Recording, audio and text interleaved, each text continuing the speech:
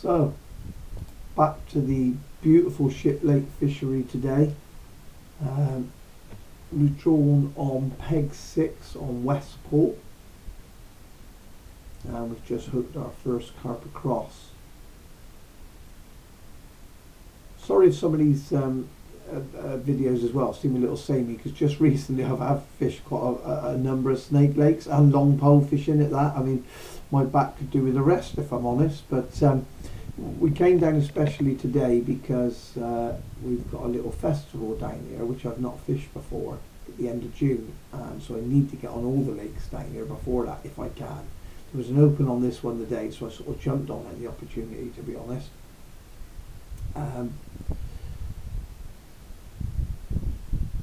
So just playing our first fish, and I want to thank everybody as well for taking the time to watch this video. I do hope you're enjoying them, and I just want to give you a snippet of the analytics from my new channel as well. So, and then we'll jump back into the fishing. So there we go, 34k of views and not that many subscribers, so come on guys and girls, help me out. So back to the fishing, that's the most important thing here. Yeah, beautiful looking lake, isn't it? It's just absolutely gorgeous down here. My camera doesn't do it justice really. But so yeah, there's 3 lakes. This is Westport. 3 lakes in the festival, I should say. This is Westport, and then there's Hawthorns, and then there's Main Lake. Main Lake I might well be fishing next week. I'm down here again next week for Tony Rixon's Flow Tony League, which is a terrific league. Tony does run a good league, and it'll have nigh on every good carp catcher in the area in that league. It's very well contested, that league. And I might well draw on the Main Lake. I generally do, to be honest. I never want to. I always want to be on the snakes, but I would like to draw on it this time, just for a chance to have a look at it, have a little practice really before the festival. So fingers crossed on that one. So as you can see, we're fishing the Old Faithful 4mm Coppins across to start with.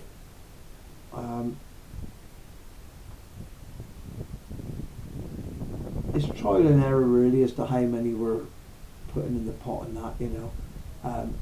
They are notoriously difficult to catch on the far side on this lake really. But you've probably seen there, I dunked that pole pot under the water then as well before I put that top kit on, and that just stops those pellets springing out. And as you can see opposite there, this is a causeway between there's a bit of a causeway in between the lakes, between this lake and Main Lake. And John's just gone round because he's thrown his leopard feeder up in the tree there.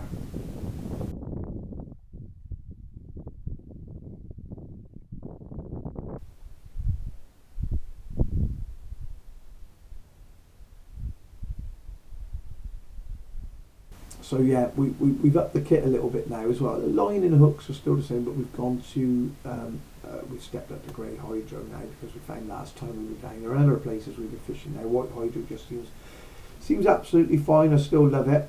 Hooking them across, especially at long distances. But I think once they get under your feet, sort of, you know, in that netting area, they just get their heads down. There's a job to get their heads up. So I stepped up to grey hydro now.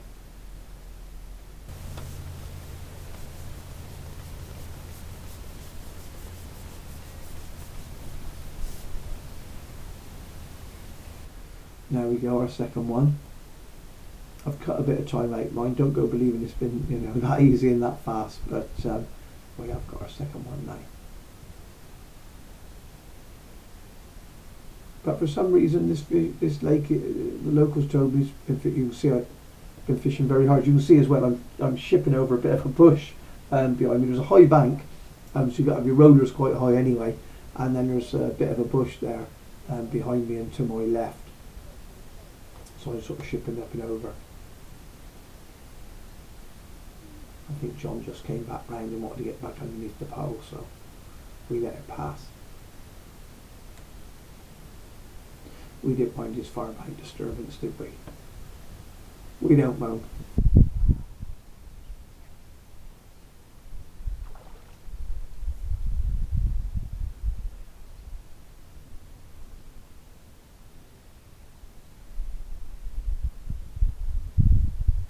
glorious weather today, as you can see. This would have been, for you guys and girls, this would be Sunday the 21st of May. So it was lovely, wasn't it? 20 degrees.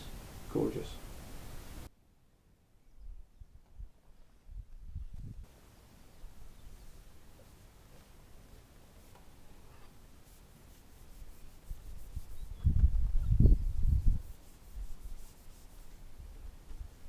So our third carp across on 4mm coppins, with a 6mm in the band,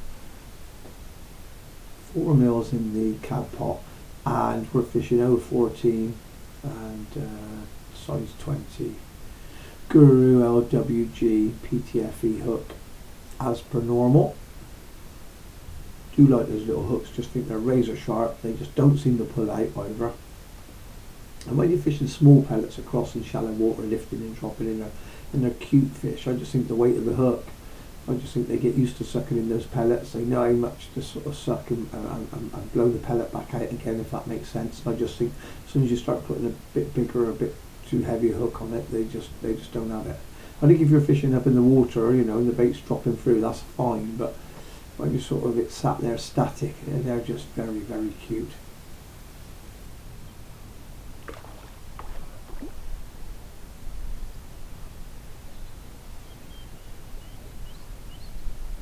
I'm glad we've gone with the grey hydro. You can see from this one they're certainly getting livelier now, aren't they? It's starting to warm up.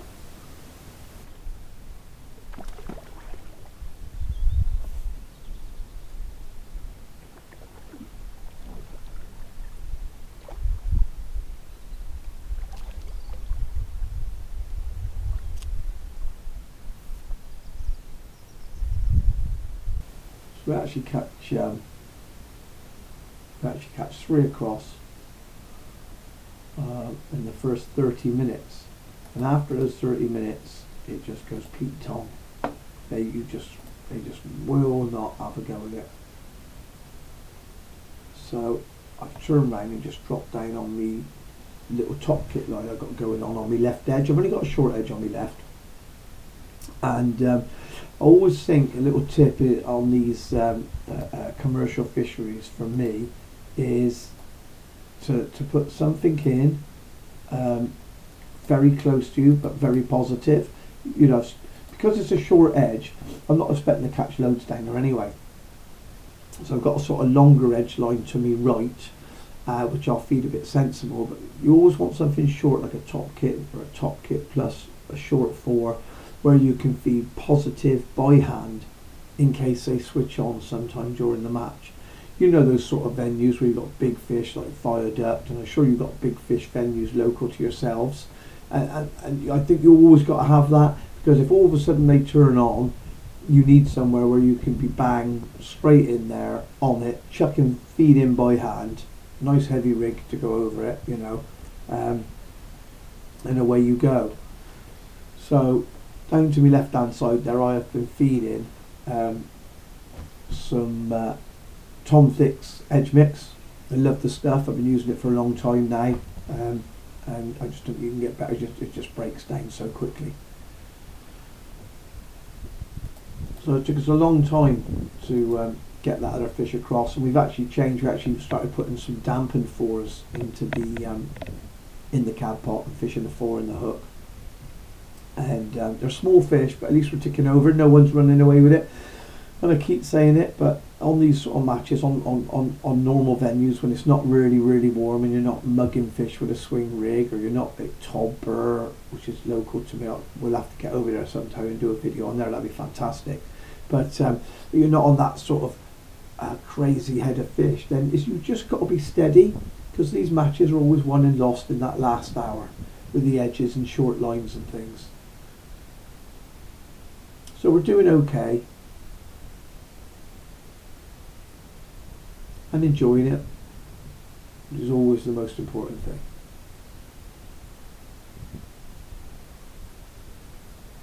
So just changing those pellets ever so slightly, just need to give us that little edge, just enough for one to you know, or one or two to just have a go at that pellet on the hook again. Been lifting and dropping quite frequently now as well. Not lifting the rig right out or anything, but just to float out the water and dropping it back down. We've got 2 rigs set up for cross. I got three. Tell a fib, I got a .4, which I was going to use for ground bait and maggots or ground bait and worms later if I need to.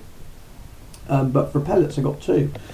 I've got a sort of .3 where I've got a few shot I can put into a bulk just above the hook length or whatever. But I've also got a .1 again. I know that might seem crazy light, but it just seems to work on these really hard fish. I've got 3 number 13s down the line on that. So, there's barely anything, is there? And I'm just dropping it through the water, and then I'm just lifting that float out of the water, waiting a few seconds for everything to straighten up, and then just dropping it back in, and having it on the settle when I do get a bite. So it's working. I'm not saying I'm bagging or anything, but it's working.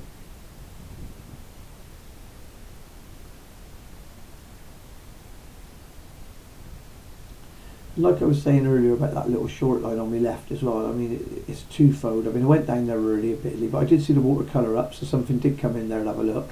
But it also gives me a rest from fishing 16 metres. Just sat there holding 16 metres when you're holding it for long periods of time is hard work, and also it gives the fish that peg, that little bit of rest it requires across. So you always got to have somewhere else to go, and there's nowhere else to really catch her. No one's catching down the middle in the deep water. I'm keeping my eye open. Nobody's hooking anything in the deep water at all. So for me it was a no-brainer really. It's just had to go to that edge, and it's something I can look at, and I might learn something on that little edge, short edge, for me longer edge a bit later on. And if you ever do catch on those sort of short lines, you normally find when you do catch them, they're good fish. Generally they're big.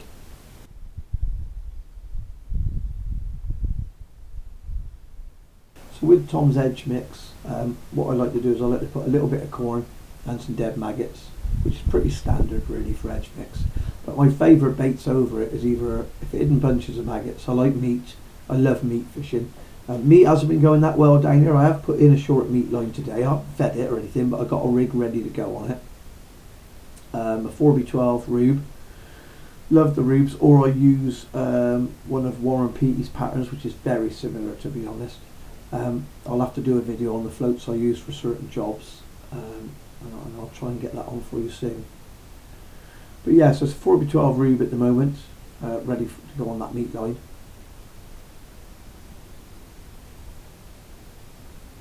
And this carp is giving a good account of itself.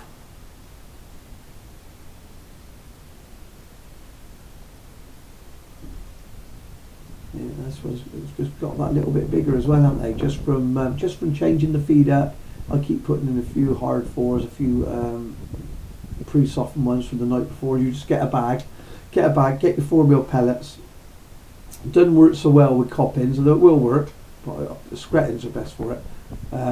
So then just get a bag, 4mm, fill the bag up with water and pellets, and literally just sort of put it in your fridge. After a while you get used to knowing how much to put in there, and by the morning you can squeeze them in that, and they're really hookable. Good for skimmer fishing actually in the winter, but I'm using them to feed. I'm not putting them on the hook because it's too far to go across there to lose the pellet and then have to come back, so I'm still banding my pellets. So we're 4 hours in the match. We've had a few carp, certainly not running away with it, but we're doing alright, and I'm just dropping on the meat line now to have a look. Haven't fed loads on there, just a little bit.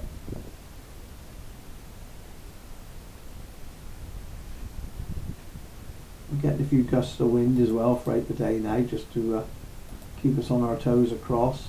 It's a bit of a shame, but you're always going to get some wind, aren't you? I must admit the new post performing really well in the wind and things. I mean it's so stiff and light, it's fantastic here, really.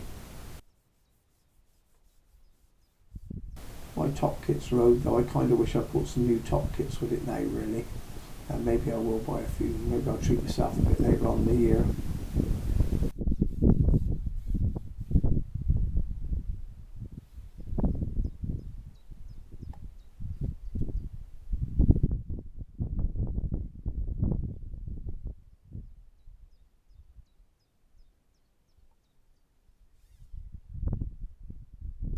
So as we mentioned earlier, we're fishing a festival down here at the end of June.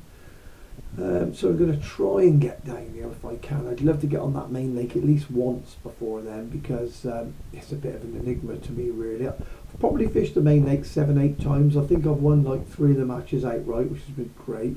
But the other times I've just come completely and utterly nowhere. But I do think it's a little bit one of those waters that is a bit feast or famine. I mean, although there's terrific weights on there, you don't normally see like more than 2 or 3 people with those weights, if you know what I mean. So, you know, it can be a little feast and famine, as I said. But if you're on them, it's absolutely brilliant. I mean, great big things. You know, you go up to £30. I think I had one just under £20 on there once on the short meat line. But I've not caught any bigger than that myself, but I have seen them. You know, I mean, if you catch a few fish on there, you can have a few doubles amongst it. They're good fun. Really lovely lake, big open lake, and there's all sorts of methods on there that makes it really interesting, doesn't it? It's a method feeder, you know, hybrids, straight leads, wagglers, shallow and, you know, depth, poles, long and depth, shallow obviously, short meat lines, there's edges, choosing what you want to do on the edges. So yeah, the options are, you know, they're never ending really. So very interesting water.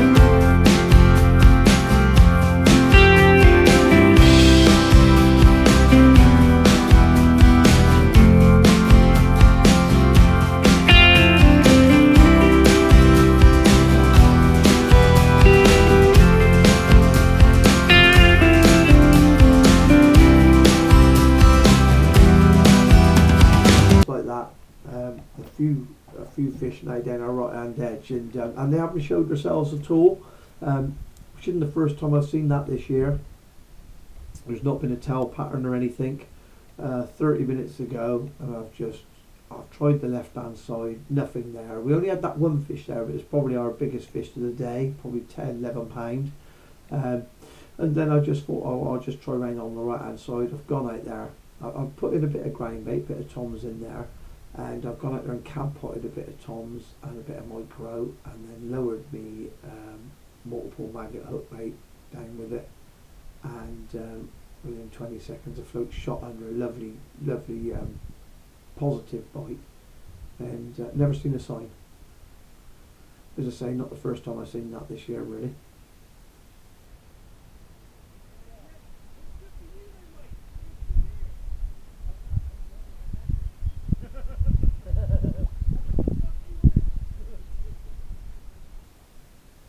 And as I say, with all these matches, there's always one and lost in that last sort of hour 30 minutes. We had nothing on that meat line at all. Only one fish on the left. I think across we've had a few fish up. We've probably had I haven't been massive. As a 10, maybe a dozen, but probably 10 fish. The majority of which were small. 2 of them I'd call sort of sensible carp, sort of £5 bracket. The others were very small, sort of £2 to £3.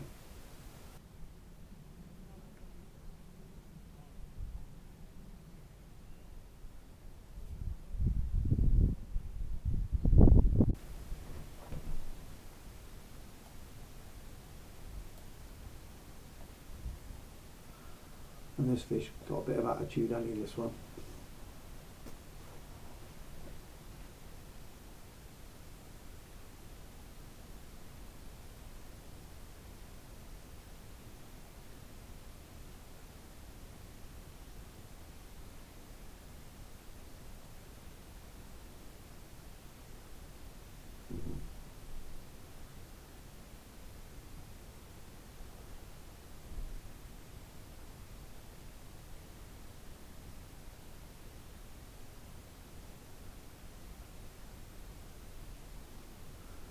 Down the edge is just the usual 016 hook length, 3 inch for this now, 0.4 float, 5 number 8s right above that 3 inch hook length, really positive.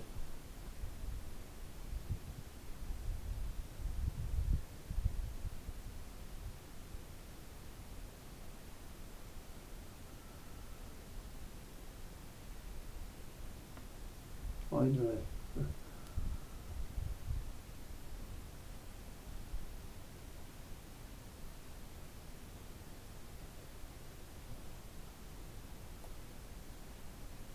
I played about a little bit with the feeding down the edge, sort of cab pot size and how much we were putting in, and then if they backed off, how much to put in the big cup. I don't think we really had it right. We actually had 5 down this right hand edge in about 20 minutes, but in the last 10 minutes of the match, all of a sudden the fish were showing themselves. You could see tails, and it was just horrific then. Couldn't catch anything in the mouth properly, so definitely got that a bit wrong.